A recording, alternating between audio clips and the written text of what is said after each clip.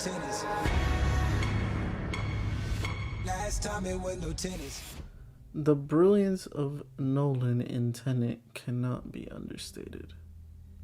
This film has caused quite a bit of division in the fan base and throughout regular moviegoers and movie critics.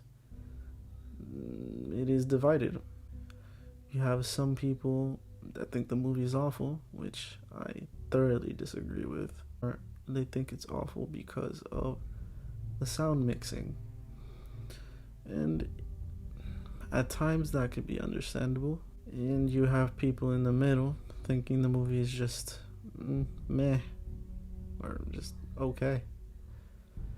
And then you have people like me who think the film is an absolute masterpiece and quite frankly, Nolan at his very best. When we talk about Christopher Nolan, we often identify him as the one who created the masterpieces of The Dark Knight or Inception, the mind-boggling aspects of Memento and The Prestige, or even the individual beauty of films like Interstellar and Dunkirk. Each one of these films has their own built-in world, and each has their own individual understanding. Sure, there are exceptions with Inception in the fact that people are still trying to figure out what exactly happened, if the totem continued to spin or not, if it was all maybe a dream. So when speaking about what Nolan has done throughout his career, why has Tenet been seen as one of Nolan's weakest films? For one, we need to comprehend the current climate this film was released in.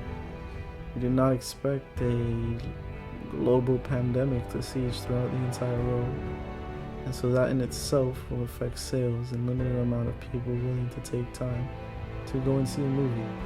That is just one part of an economical side. So why on earth are people having mixed feelings about this film? When we look at how a film is constructed now in the form and state in which it's in, we can't act as if film now has not been spoon-feeding us everything for a while now. We are entering movie theaters expecting to be told everything, essentially. We enter movie theaters now expecting to be told exactly why and what is going to happen, why it is happening, how it will end. And when going into a film like Tenet, we are expecting the same thing and want it all fed to us in one sitting. Film directors are like artists. They show their passion through film, and Nolan wants his audience to believe that they are attending an event. Nolan always wants to make his presence known, and you know for a fact that this is going to be a spectacle. This is their craft, this is their art, and this is how they express themselves. Tenet can be a thrill ride. It can be extremely confusing and misunderstanding, but isn't that what we should want out of a film? In some instances, this is great for cinema, the opportunity to just be in disbelief and want to understand it more. When you don't understand a film, you tend to, or well, at least some of us, decide to do our research. As we know, Mr. Big Brain, aka Nolan, he doesn't want to feed you too much information. He wants you to believe what you want to believe. Some of these characters are still trying to figure out as much as you are trying to understand it. I am amazed of what I've seen. I've seen people backlash the score because of the sound mixing, where sometimes you can't hear certain characters. But this has been going on for a long time in Nolan films. So I was struggling to understand why it's such a big deal in this film. Hans Zimmer is one of the greatest composers we have out right now.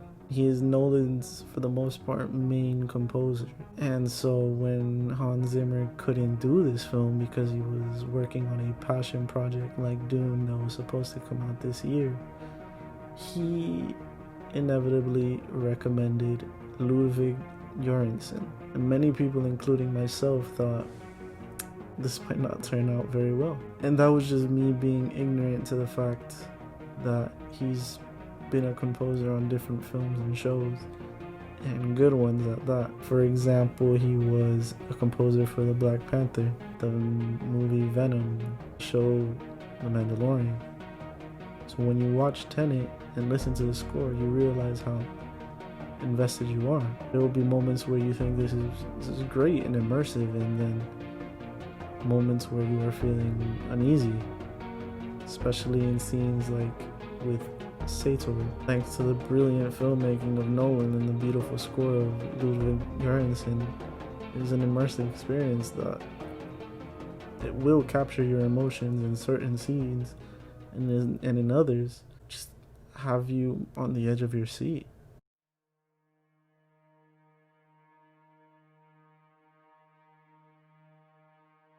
There have been movie critics and regular moviegoers saying that the character development in this film is non-existent with some characters. We are not able to understand the protagonist, or more so, we are not able to completely understand his story. My belief is it's because he's dead.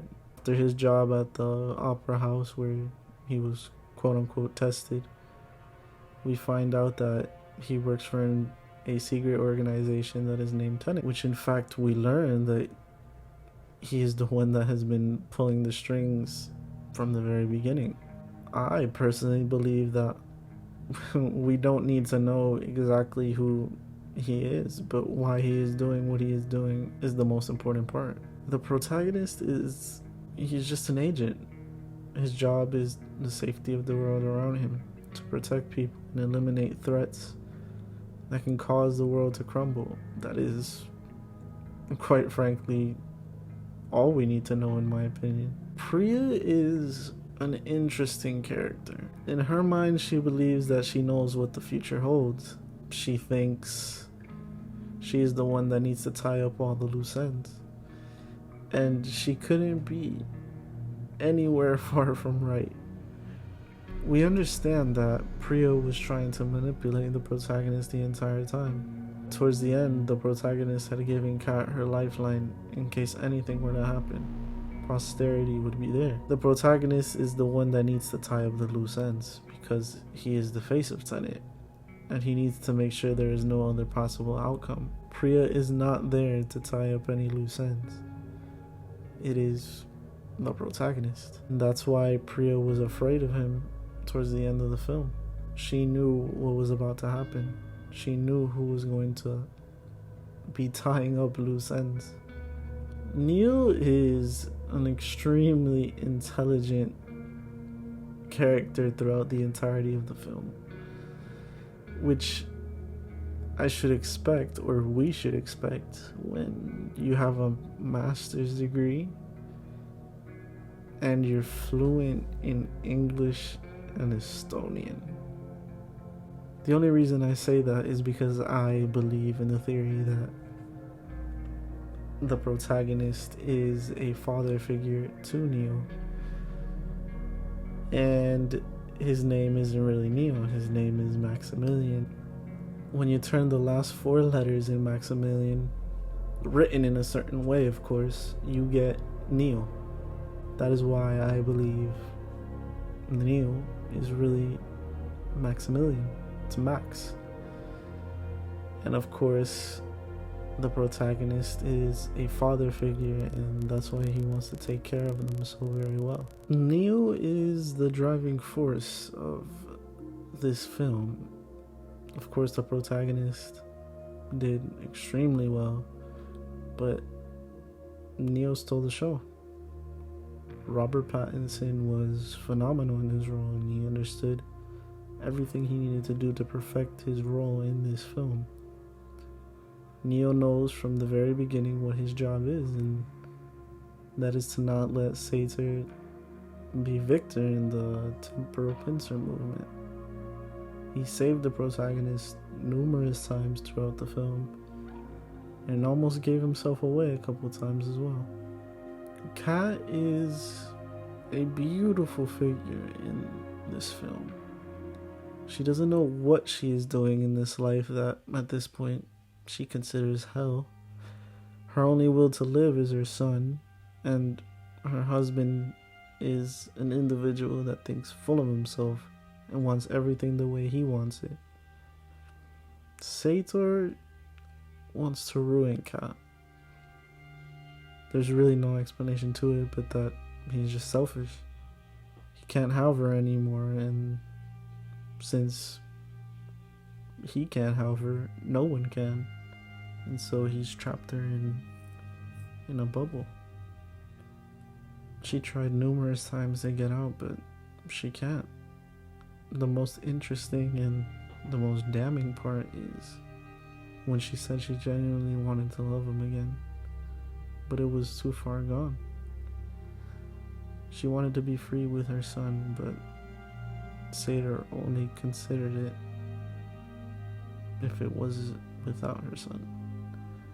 And seeing as that is her only will to live, why would she? Sator is the villain of the film, and many people are not understanding his motives and his role and why he is doing everything. When entering the mind of Sator, you see that he is just a selfish, self-entitled psychopath that will basically stop at nothing to get what he so desires. And to me, that is one of the most frightening people around. He does not care anymore, especially while having pancreatic cancer. Why would you even care? He's dying, so what does he have to lose, right? Just take everything with him as he passes away, fulfilled knowing that he accomplished his last dying wish. But if you paid attention and you saw the pill that Sator was going to take, it comes into question and comes into mind, wasn't that the same pill that the protagonist took? Those pills are nothing but a way to shut your system down for days, but it does not kill you because it was a fake. It was to test the protagonist. Who knows?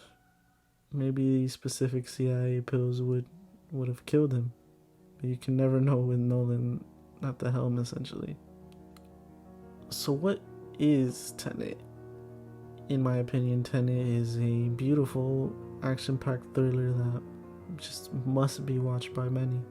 I believe this film will grow on people, and with time and with more understanding and multiple viewings, I think it will capture people's attention a lot more, and it will have people rating this movie, rating this film a little bit higher on their list of Nolan films. I watched this film 4 times and I regret none of it. The first time I was confused and wanted to learn more, and so I did my research. Last time I saw it, I think I truly understood the film. And of course, if I watch it another time, I may find something else in there that I did not realize or find. That is the beauty of film. I can't wait until Nolan's next project because I believe he knocked this out of the park.